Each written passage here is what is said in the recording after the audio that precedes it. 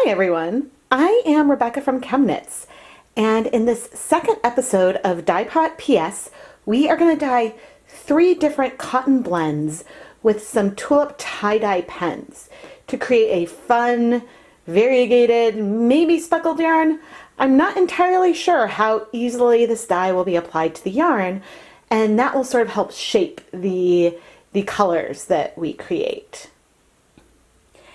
ChemKnits patrons voted and selected Lindy Chain as the brand new yarn base that I would dye in this video.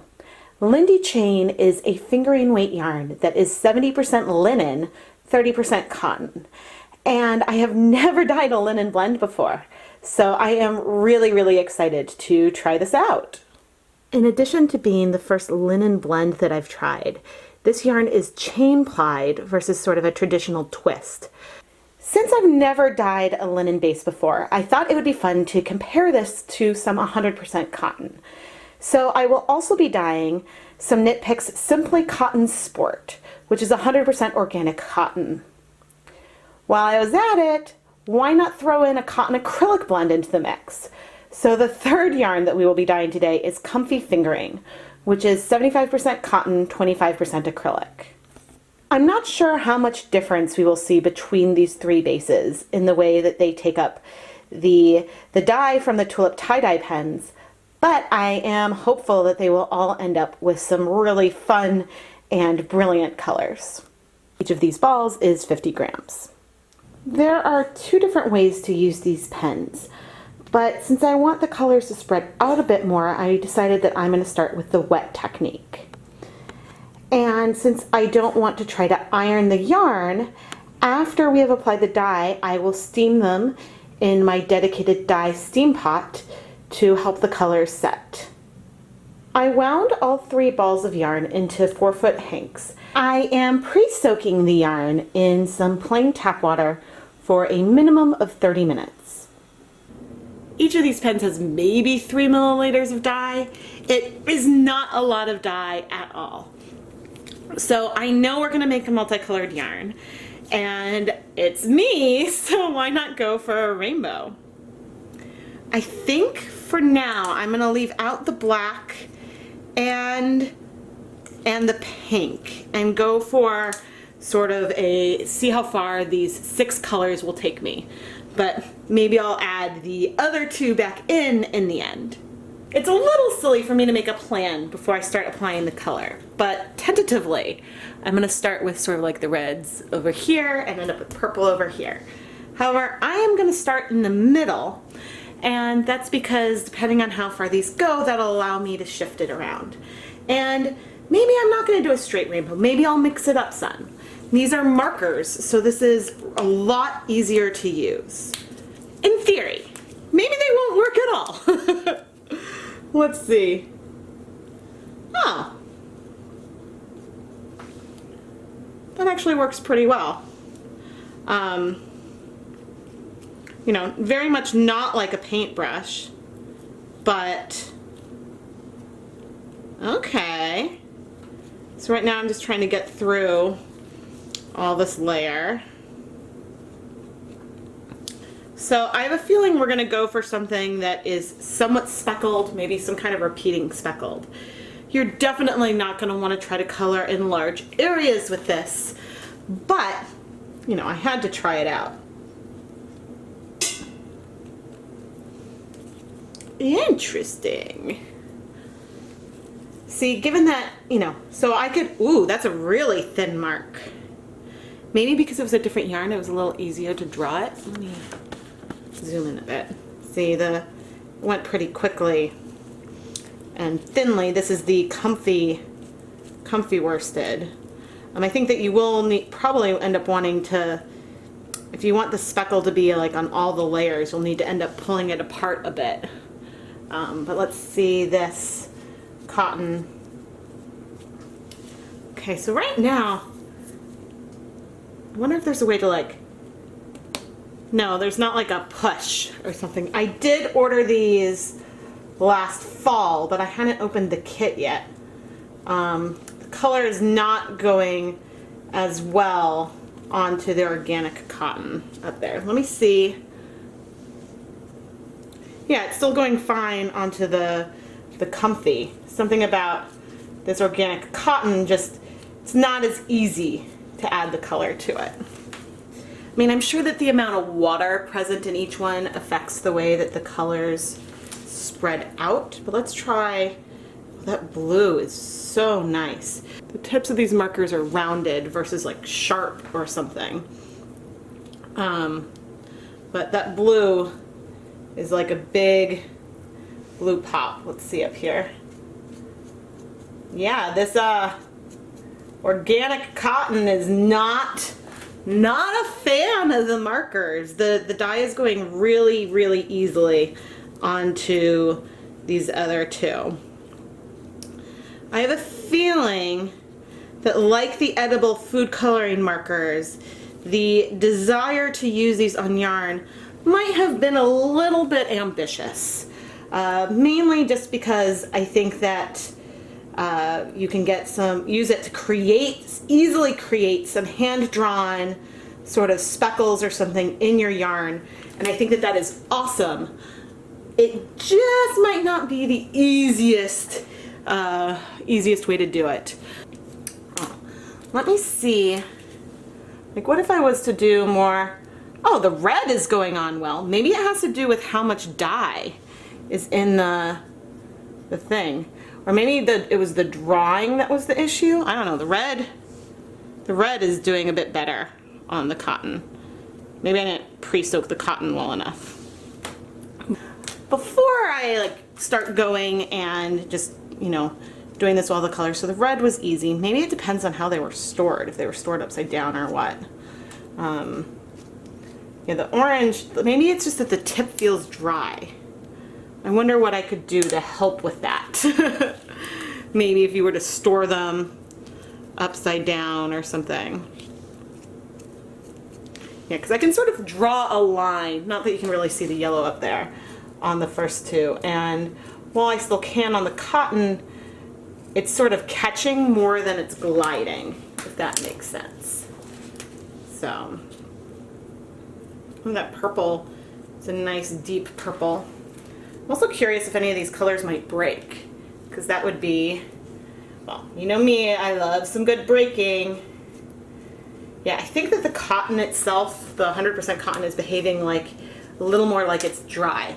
It was much easier to soak both the Lindy chain and the comfy fingering than it was the simply cotton yarn. But we've now tested out our 6 main colors, and I can tell you that the vibrancy of all of them across the 3 fibers, at least for now, while the yarn is still wet, is pretty similar. My gloves seem to be pretty clean. I don't know if you could rub this around and move it, but I think that this is a way to add some pops of color to your yarn, but it is probably a fairly labor-intensive way. It might be a lot easier to take the tie-dye and a paintbrush and probably cheaper than to use these markers. Ooh, I should try that at some point. Anyway, from this point forward, I am going to speed up the video. So that way you can watch as I do everything to the yarn, but sped up so it's a bit faster.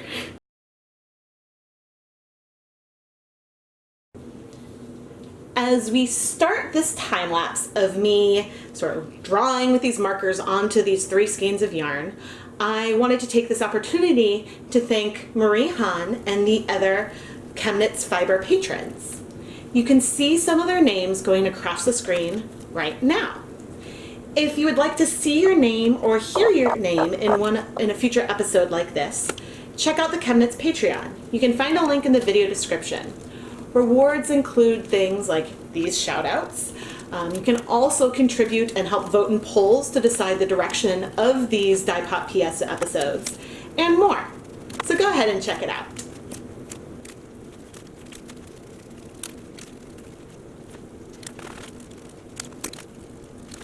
These yarns are officially a labor of love. These are turning out gorgeous with the white and these patches of color. But I've been doing this for over 20 minutes, and this is only 150 grams of fiber.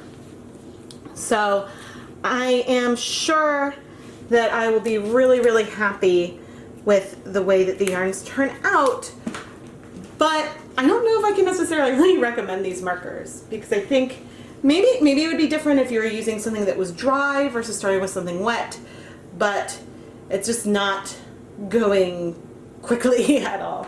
Too bad there's not a way to like unscrew it.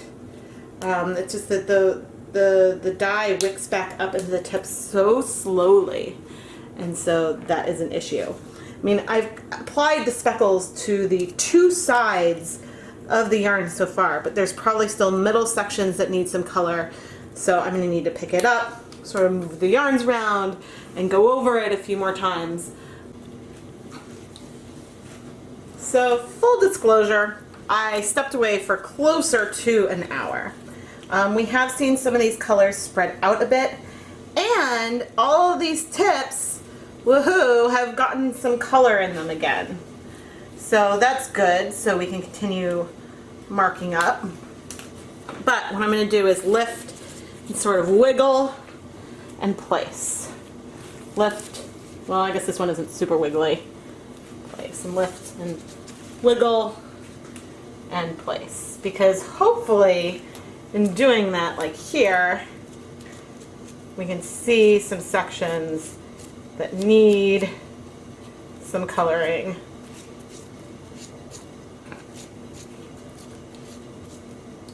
Yeah, this organic cotton one, man, I'm so glad that you guys asked me to take a look at Lindy chain, and so then I decided to do a few different colors here, because if I had only been doing this organic cotton, I think I would have been really disappointed with the way that these colors were sort of working, because I'm just not getting, you know, real deep or good coverage over here. I think it's still going to be a really fun yarn. It's just really hard to get the color on here.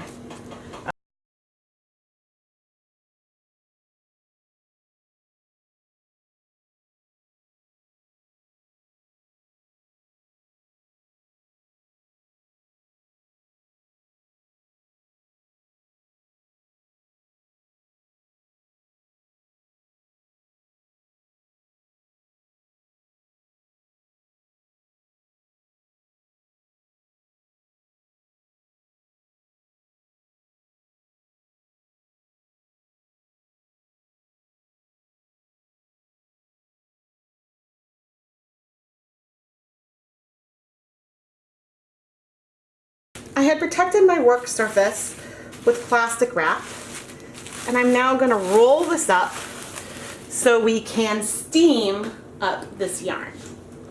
The official instructions say to iron the color onto your t-shirts, and I don't really want to iron the yarn, so we're going to put it in a steamer basket on the stove top, and hopefully that heat will set the color. Here's my steamer basket on the stove top. And I'm placing all our jelly roll in here, adding the lid, and we are going to let this steam, I think, for 30 minutes. The 30 minutes are done, and we can remove the yarn from our steamer basket. Interesting. Ooh. It looks like some of the colors might have spread out a bit more, which is cool. Anyway, I am now going to set this aside so it can cool completely so we can wash the yarn. Let's unwrap and wash our rainbow yarns. I don't see any color on the plastic wrap. Now we've got the moment of truth. Trying to get a good handle on these hanks. But is the color gonna stay? So I do see some bleeding right off the bat. Sort of like an orangey color. Oh, did all that, I think all the yellow might have just washed out. Uh-oh. That's a bummer. Are all these colors gonna wash out? I hope not. That would be, well, that would be a learning process. It's possible that irons get hotter than steaming, but I don't know. It kind of looks like a lot of the color is not sticking around.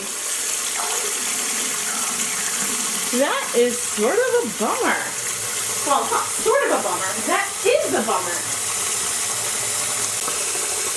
I just double checked the instructions and it said to iron for 2 to 3 minutes in the highest temperature suitable for the fabric. So I guess cotton can presumably take maybe something that's hotter than steaming, but you know, maybe there's some hints of the green left.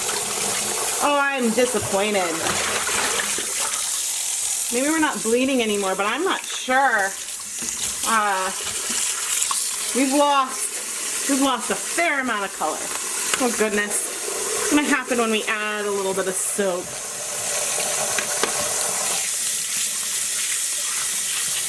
So after that, you're supposed to wash and dry it, so. Now since I'm using the green soap versus the clear soap, it might be a little harder to tell if the colors are rinsing out. Sometimes it's a little hue. It does look like some of these hues that are left are sticking around, but what happened to our green? Our beautiful rainbow. Alright, this is still, like there's hints of it. And obviously I sort of have them all together right now. Things could be different on the different fiber types as well. We are certainly gonna have to see. And now we're getting to the point where it's a little hard to tell if I'm still seeing bleeding. Mainly because our water, like my wash pan right here has been stained. But for now, I think I'm gonna try soaking this for a minute and see what happens. Actually, I'm gonna switch basins. I switched wash basins, and here's why. It was hard to tell if the water was taking on a tinge of color in the other one. Normally, it's not that big a deal because by the time you can barely tell if there's a tinge of color, most of the bleeding is done anyway. But these yarns have comparably so little color compared to some of the other yarns that I've done. I really want to be able to see if something is coming out.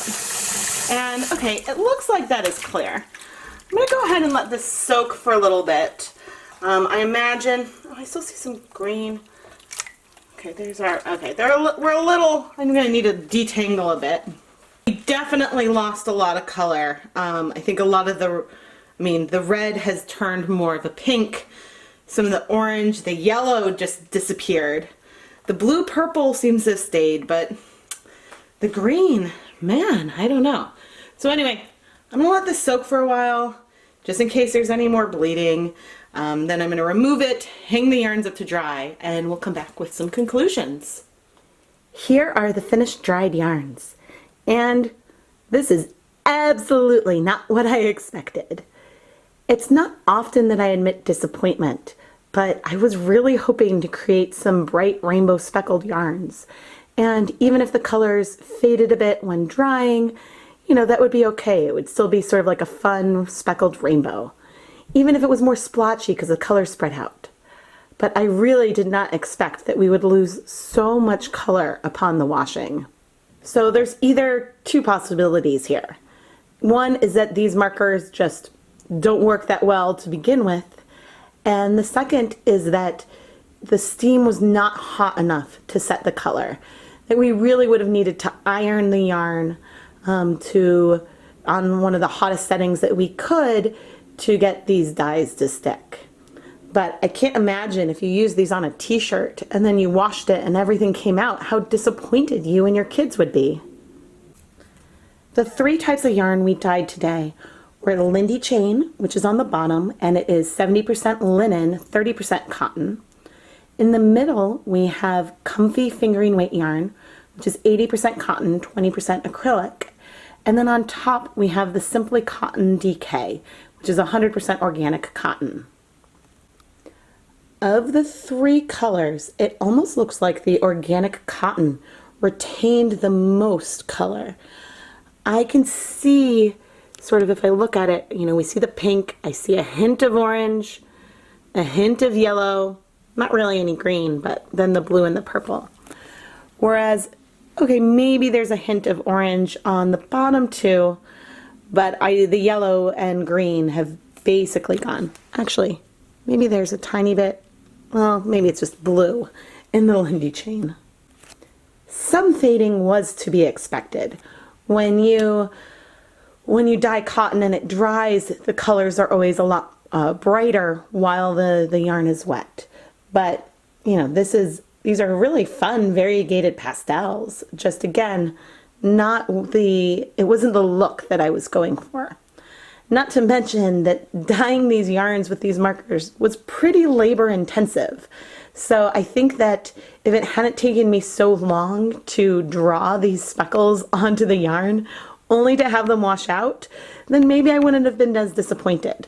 In general, my approach to dyeing yarn is to go after something and see, I wonder what will happen if.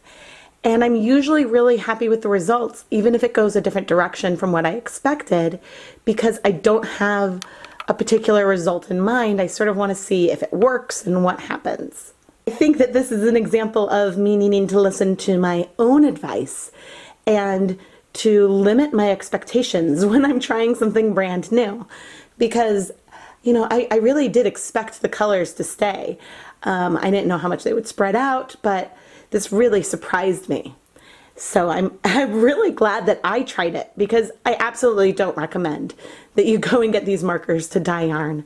It was too much effort to use them on the yarn itself, and then, you know, for doing all that effort for the colors to wash out, I doubt that I will be trying this again, even with the iron. Maybe I'll try them out on a t-shirt or something, but I don't think it's worth using on yarn. When people ask whether or not they should try a technique, I usually say, go for it. If you don't love the results, you can always over dye it. These pastel and like slight tinge of color are actually really, really beautiful, even if it wasn't the effect or the result that I was going for. So if you were in my position, would you want to over dye them, or would you want to leave them as is? Please let me know in the comments. I really look forward to hearing what you think. Either way, I do have more of all three of these yarn bases in my stash, and I will be dyeing them with other techniques in the future. I am Rebecca from ChemKnits, and thank you so much for watching this episode of Dyepot PS. It may not sound like it, but I still had a lot of fun with this experiment. And it showed that I shouldn't really get overconfident when I'm trying brand new things. I'm still glad that I gave it a shot, at the very least, so then I can say, maybe this is something not to do. If you enjoyed this video, please give it a like and subscribe to the ChemKnits Tutorials YouTube channel. And if you would like to get early access to videos like these, check out the ChemKnits Patreon. Patrons not only get early access to one new dyeing video every month, but they can get exclusive behind-the-scenes sneak peeks, get to vote in polls to determine the theme of the next month's early access video, and more.